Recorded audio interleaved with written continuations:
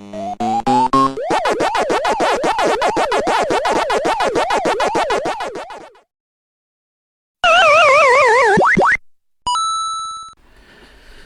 back to patreon.com/the Derrick Lamon Experience, your one-stop shop for your gaming news. Of course, my name is Derrick Lamon Jackson. Hopefully everyone is doing well.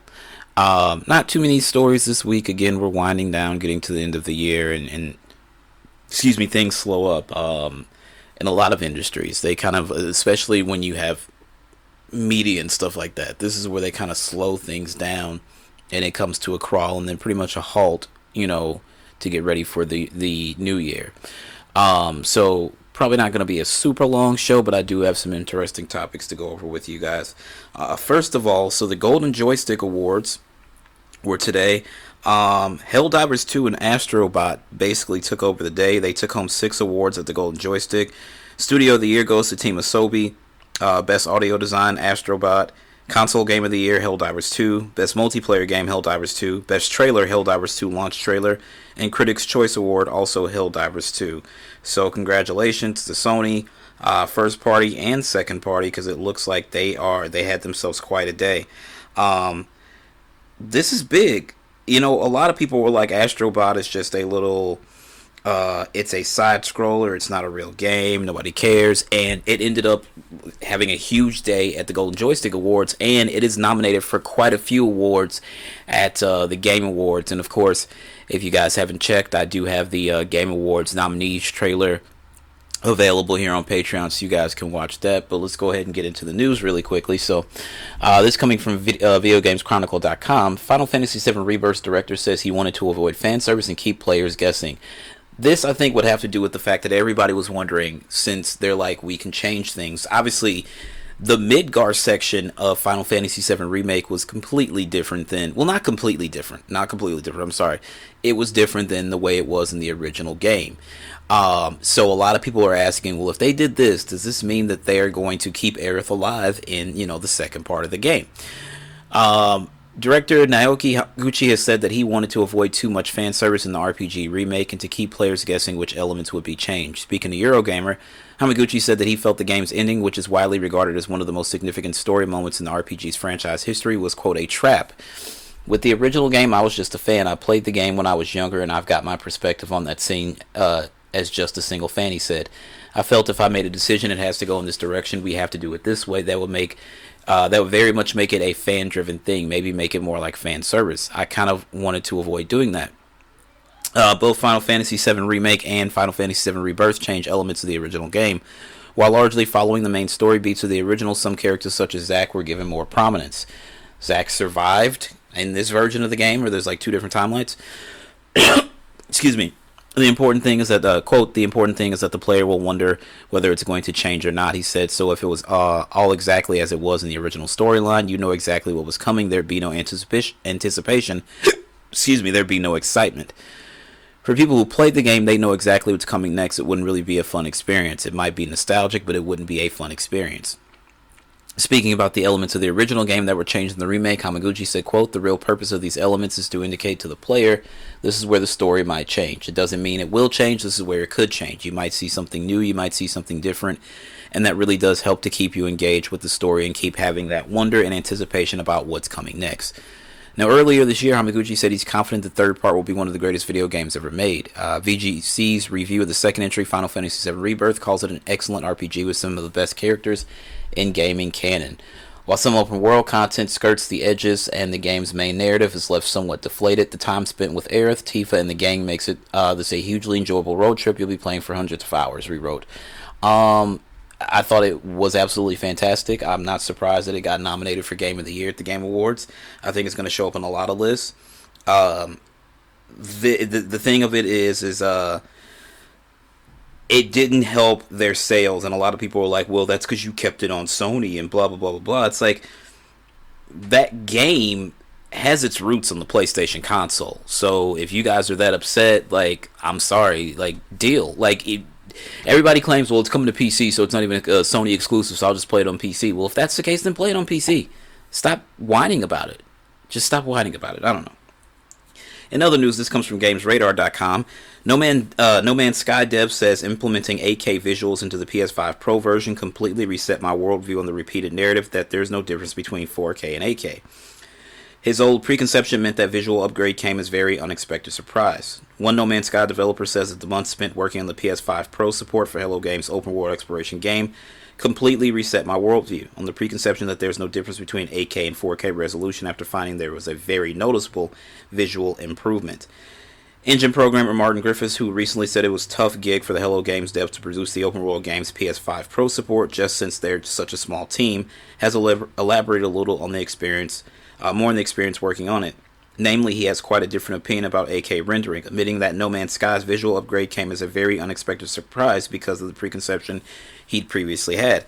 Quote, there's a continuous repeated narrative in group that think that no one can tell the difference between 4K and 8K or that you need some monster TV for 8K to notice the extra resolution. I completely reset my worldview on this while implementing the 8K PS5 Pro support for No Man's Sky, Griffith says. Objectively, I found it to be a very noticeable step up visually, even just with PSSR and a slightly above 4K source driving the final display output. This was a very unexpected surprise, but with hindsight it was based on preconception without evidence. He continues, I now believe that 8K will be much more mainstream by the PS6 era as content that demonstrates the difference filters through and display panel prices fall. Griffith's opinion on this isn't too surprising. Previously, before the PS5's Pro release, he said that as an engine programmer who has been through all the PS iterations since PS1, the console absolutely rocks. We gave the console 3.5 stars out of 5 in our PS5 Pro review, and that's from the good folks over at Games Radar. I don't know. We'll see. I don't have an 8K TV, so I definitely couldn't tell you. But I don't know. I would love to see it. I would love to see it running on a 4K monitor, or I'm sorry, an 8K display. The fact of the matter is, I know it's No Man's Sky, and there was another game that was like really quirky, and it wasn't like some massive JRPG or like open world action thriller or something like that. It was a really quirky little game, and it ran in 8K, but it didn't have crazy intense visuals. So I think that would probably make it easier on the developers to achieve that resolution. But let's say they tried to do Final Fantasy VII Rebirth, or the Resident Evil 4 or Resident Evil 2 or 3 or something like that. Getting those to an 8K resolution, that would be quite fucking impressive. I don't know if we'll see that. Not on this generation. I think that's definitely more PS6 stuff. The problem with that is that just lends it lends to more remasters and remakes. Like, hey, remember how good this game looked here? Well, it'll look even better in 8K. And it's like, here's Resident Evil 2 for the millionth time. And like, I won't care because I love Resident Evil 2. But like, do we really need that is the question. So, I don't know. We shall see. In other news, this comes from Gamatsu, and this had the timeline in an uproar. Sony Group Corporation in talks to acquire Kadakawa Corporation. Apparently a deal could be signed in the coming weeks, sources claims. According to a Reuters report citing two sources familiar with the matter, talks between the two sides are reportedly ongoing, and a deal could be signed in the coming weeks if successful, the sources said. Sony Group Corporation declined to comment when asked about Reuters. Kadakawa Corporation said it could not comment, which means that there's definitely smoke. Where there's smoke, there's fire. If there's nothing going on, they can come out and say, no, we haven't talked to them. No, we don't know where this is coming from. When they say no comment, there's something going on. Kadakawa Corporation is the parent company of numerous subsidiaries across publishing, film and visual, and cross-media. Its game development subsidiaries include Acquire, From Software, Gotcha Games, and Spike Chunsoft. Sony Group Corporation, subsidiary and PlayStation manufacturer Sony Interactive Entertainment, already owns a 14.9% stake in From Software. Kadakawa Game Linkage, which operates major media like Famitsu and Dengaikai, is also a games publisher. There is an update at 5 a.m. Nikkei has reported that negotiations are currently in the early stages. Kadakawa Corporation has published a statement confirming reports that Sony Group Corporation has expressed the intent to acquire Kadakawa Corporation, but a decision has not yet been made, the full statement reads. Quote, there are some articles on the acquisition of Kadakawa Corporation here and after the company by Sony Group Incorporated. However, this information is not announced by the company. The company has received an initial letter of intent to acquire the company's shares, but no decision has been made at this time. If there are any facts that should be announced in the future, we will make an announcement in a timely and appropriate manner. So the reason Gaming Twitter is all abuzz and upset about this is because Kadokawa is the parent company of From Software, who are basically the masters at the Souls genre. I do not play Souls genre games, so this doesn't bother me one bit. What's happening is a lot of people who are like, you guys shitted on the Microsoft acquisition of Bethesda and Activision Blizzard King. Well, the difference is they paid $80 billion basically for two publishers. Sony's playing, I think, about three. The intent to acquire, let me say that, from what I've heard, the dollar amount is about $3 billion. I don't know what the translation is in yen, but I've heard that this is going to be in the neighborhood of $3 billion. They're like, well, Sony made all this stink. The FTC is not going to approve this. Well, the difference is Sony's a Japanese company, and so is Kadokawa. So the FTC really has nowhere to stick their nose in. This would be about the same it cost Sony to acquire Bungie. Although I don't know who wrote the check, Sony of America or Sony of Japan when that happened. Even if this goes through, that does not mean that From Software is going to become a PlayStation studio, like a first-party PlayStation studio, like Naughty Dog and Sony Santa Monica and San Diego Studios and blah, blah, blah, blah, or Insomniac, right? I don't think that they're going to take FromSoft games and make them exclusive to Sony. I know that obviously Bloodborne is, Demon Souls Remake, but I don't think it's going to happen to the From Software games. At this point, I just don't see the point. Like, if they were still waging the war, if Microsoft even had a leg up, Sony could come back like, hey, you did that, so you're not going to get Elden Ring over there. Because keep in mind, Elden Ring won Game of the Year, and because the Game Awards is allowing DLC remasters and remakes to be eligible for Game of the Year, Shadow of the Erdtree is eligible to win Game of the Year 2 years after the initial game launched. It's just DLC. Shadow of the Erdtree, while it's apparently extremely lengthy, it's just DLC for Elden Ring.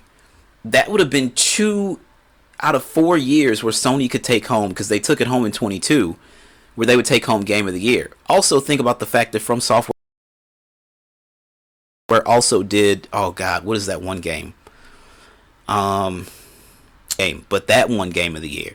So that would, like, they're not going to take, I don't think that they're going to remove it from multi-platforms. I think it'll still be, I think that most of these releases will still be multi-plat. For everybody's like, yes, now we get the Bloodborne PS5 port, pump your brakes. We don't know that. If they were to do that, cool, whatever. I am not a fan, so it does not matter to me. But I don't know. If we get more information on this and this deal actually goes through, I will definitely keep you guys up to date. But as of right now, they're just in the very early stages. In other news, this comes from kitguru.net. Horizon multiplayer spinoff is coming 2025, job listing suggests. Again, this is what the job listing suggests. We don't know that that's true. As spotted by Jor Raptor, Guerrilla Games recently put up job listings seeking additional QA staff for an upcoming release. QA is the last step in game development where testers root out bugs and flag them to be fixed ahead of the release. These bugs are often ranked in the order of severity, with the most game-breaking issues getting fixed ahead of other bugs that can be considered minor. Job listing itself specifically calls for availability in the first half of 2025, which would indicate that Guerrilla Games is in the final stages of work on its next game, which we assume would be Horizon multiplayer. While the Horizon multiplayer spinoff is not officially announced, the Guerrilla Games' next title, Bloomberg's Jason Schreier previously reported that this will be the next release from the studio rather than the sequel to Horizon Forbidden West, which launched on PS5 in early 2022. Gameplay leaked earlier this year revealed that the Horizon multiplayer game may look like, but Sony has not yet officially announced the game. If it is really releasing 2025, we should get our first look within the next few months. The Game Awards are December 12th. That's all I'm saying. I would not be surprised if this game is really coming. I would not be surprised if we saw it at the Game Awards. For console, I think PlayStation 5 exclusive, but I think it will be on PC day one. And yes, you will have to sign into a PlayStation Network account on your PC to play this game. They're not backing down on that. They're just not. They're not going to back down on this. So if you want to play Sony games on PC, just don't go bitching and moaning. I'm sorry, I'm just not in the mood to, like, coddle people right now. Like, this is what it is, right? hey, guess what? I want to play Uncharted. Get yourself a PlayStation 5 or a PC. This is what it is. You know? They're exclusive for a reason. So either do it their way or just don't do it at all. I don't know. But anyway, speaking of Sony, some PS5 Pro owners complain that some Pro enhanced games look worse. Silent Hill 2 and Star Wars Jedi Survivor reportedly have issues due to the PS5 Pro's upscaling tech.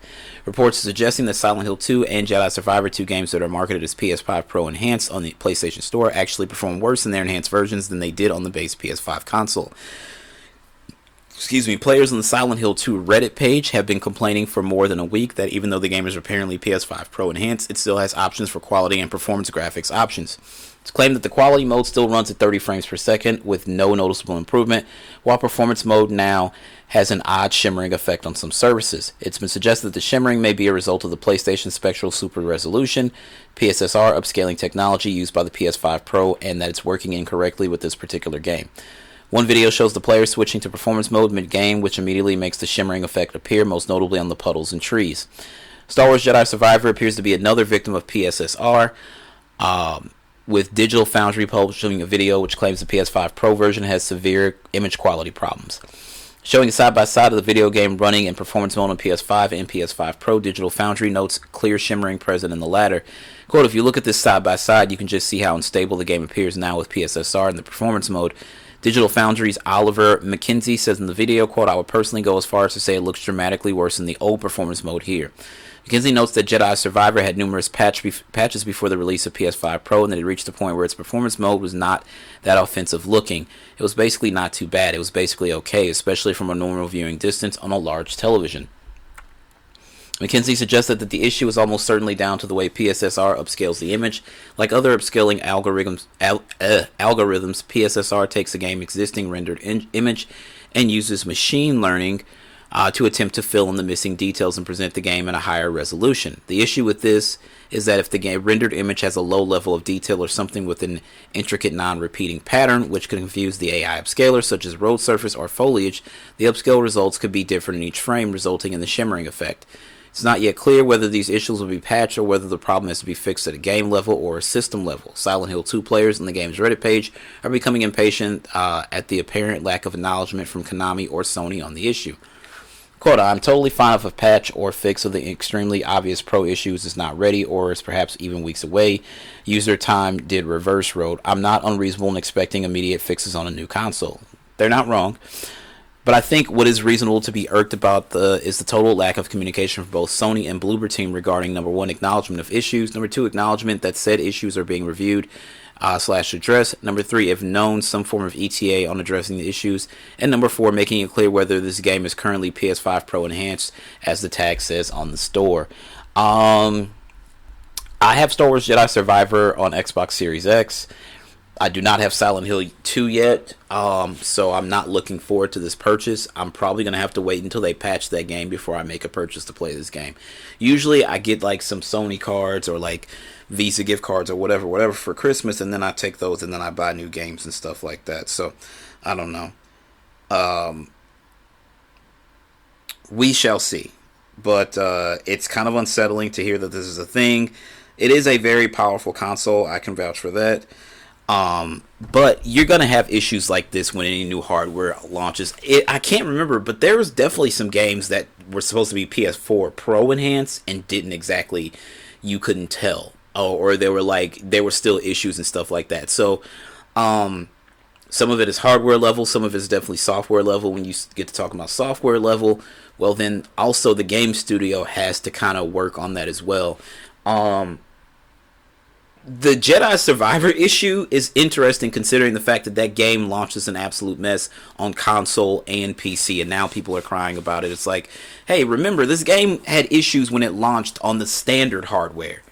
It had issues launching on the standard hardware. Here we are 2 years later, and it's having issues again. Somebody should probably talk to Respawn. That's all I'm saying. But hey, what do I know, right? Lastly, this comes from, and I hate to say it, those people over at IGN. Journalism is taking a back seat over there. But anyway, the PlayStation Portal update rolling out cloud streaming beta with select PS5 games for PS Plus Premium members. So I don't have PS Plus Premium because there's a lot of games in there that I don't need or I already have, so there's no reason for it. So I went to go to try to update mine, like, hey, and it's like, no, it's only for PS Plus premium members. So I can't get in on the beta, but I definitely text the boys, and I was like, yo, you can now play certain PS5 games through a beta. Initially, they're going to launch it to everybody, and you won't need a PS5. So last year, when people were going out and buying these, and it's like, hey, you do know you have to have the PS5 for that. And they're like, no, you don't. I'm like, yeah, the fuck you do. And they're like, so I just wasted $200. I'm like, well, we'll see. It's going to come a point here that you're not going to need a PS5 to play certain games. They will be available. Sony is publishing a PlayStation Portal update that will allow PlayStation Plus premium members, subscribers to utilize cloud technology to stream their games on the go, even if they don't have a PlayStation 5. The gaming giant detailed the next step for its popular portable device in a PlayStation.blog post today. A beta version of the streaming feature will begin to roll out with the update before the day is out. A European release starts on Wednesday and will be available to those who subscribe to the highest PlayStation Plus tier. It'll allow PlayStation Portal owners to enjoy a catalog of more than 120 games regardless if they have a PS5 or not. Interesting. I didn't know it was 120. PlayStation Portal streaming supports up to 1080 at 60 frames depending on the game you're playing and your streaming environment. PlayStation Plus... What? I don't know.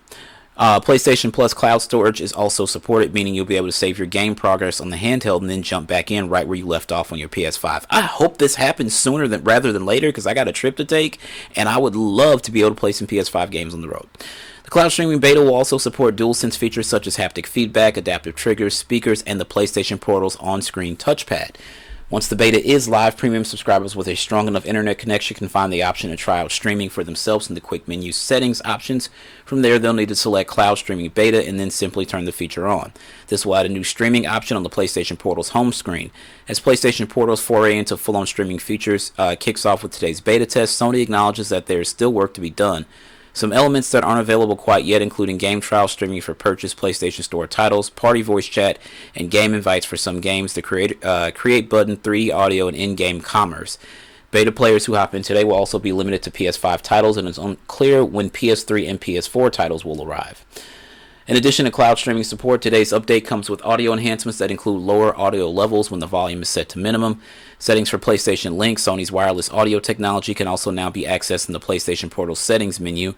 These aren't quite as game-changing as cloud streaming, but they are still features that further refine a piece of hardware their fans have latched onto since its launch arrived late last year. And I want to point out that a lot of people said this would not work and this was stupid and it would not catch on. And then it was sold out at launch, and here we are a year later, they're still improving this thing. So far, the PlayStation Portal has allowed players to use remote play to enjoy their favorite PS5 games over Wi-Fi. Sony said in February that the device managed to exceed its expectations, and even without cloud streaming features, we found plenty to love in our 8 out of 10 review. I love my PlayStation Portal. It's perfect for beat-em-ups and stuff like that. I played a lot of Teenage Mutant Ninja Turtles Shredder's Revenge, Street Fighter 4. I actually even played a lot, basically half of RoboCop Rogue City on there. I played a lot of the Marvel vs. Capcom Fighting Collection. There's a lot that you can do with this Portal. Now, first-person shooters, would not recommend. Sport games, probably would not recommend. But other titles, yeah, this thing is all there. That's all I'm saying. So if you don't have one, I don't know, put one down on your Christmas list. We'll see what happens. Anyway, as I said, it was probably going to be a shorter show. I don't have much more for you guys, but I do want to thank you for sticking with me.